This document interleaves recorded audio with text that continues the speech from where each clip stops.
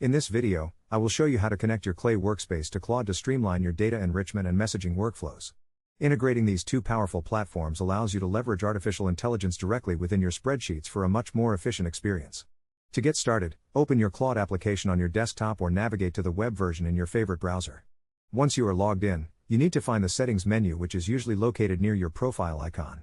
Within the Settings area, look for a tab labeled Connectors. This is where Claude manages all of its external integrations. In the search bar provided, type in the name of the workspace you wish to link.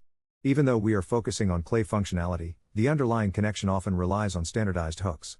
After you find the correct option, click on the button to enable or add the service. Claude will then automatically open a new tab in your web browser to handle the secure authentication process. You will be prompted to log into your Workspace account if you are not already. Follow the on-screen instructions to authorize the connection and grant the necessary permissions for data sharing. This step is crucial as it allows the two apps to communicate safely. Once the authorization is finished, you will be redirected back to the app with a confirmation that the link is active.